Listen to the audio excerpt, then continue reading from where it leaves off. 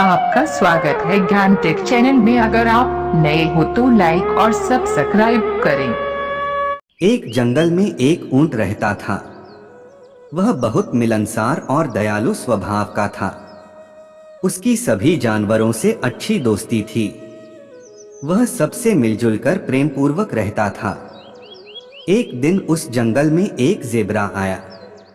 ऊंट ज़ेबरा से दोस्ती करने उसके पास गया। तुम्हारा जंगल में स्वागत है मित्र। मैं ऊंट हूँ, तुम्हारी तरफ मित्रता का हाथ बटाता हूँ। ज़ेबरा सफेद खाल पर काली धारियों वाला एक खूबसूरत जानवर था। उसे अपनी खूबसूरती पर बड़ा घमंड था। उसने ऊंट को देखा। मोटी चमड़ी, लंबी गर्दन, पीठ में कुबड़, आंखों पर बड़ी बड़ी पलकें, भद्दे खुर वाले ऊंट को देखकर ज़ेबरा ने सोचा कि ये कितना बदसूरत है। मुझ जैसे खूबसूरत जानवर का दोस्त भी खूबसूरत होना चाहिए।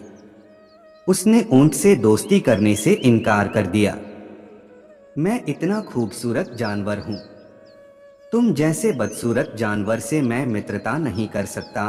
ऊंट को ज़ेबरा के व्यवहार पर बहुत दुख हुआ। वह चुपचाप चला गया। कुछ समय बीते और गर्मियों का मौसम आ गया। उस साल भीषण गर्मी पड़ी।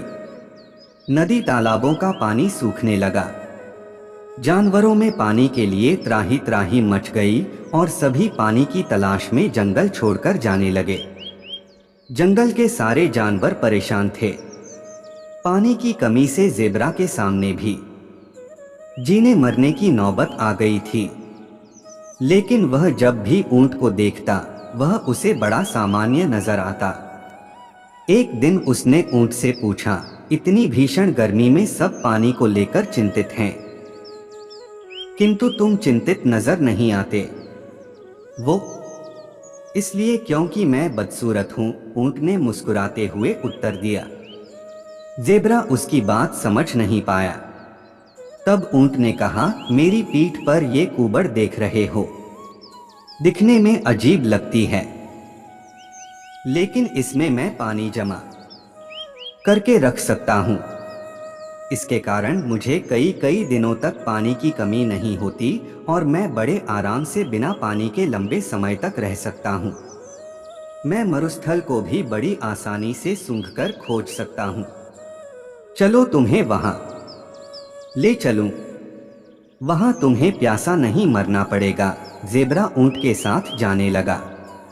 कड़ी धूप थी। ज़ेबरा का हाल बेहाल होने लगा। तब ऊंट ने उसे अपने विशाल शरीर की ओट में चलने को कहा। ज़ेबरा को धूप से कुछ राहत मिली। दोनों आगे बढ़े तो एक रेतीला मरुस्थल पड़ा। वहां रेत की आंधियां चलने लगी। ऊंट ने बताया, अपनी बड़ी बड़ी पलकों के कारण मैं ऐसे रेतीले आंधी तूफानों को आसानी से झेल सकता हूँ। मेरी चमड़ी भी मोटी है, जो मुझे धूप और आंधी तूफान से बचाती है। वे कुछ दूर और आगे बढ़े तो गर्म रेत के कारण ज़ेबरा के पैर जलने लगे।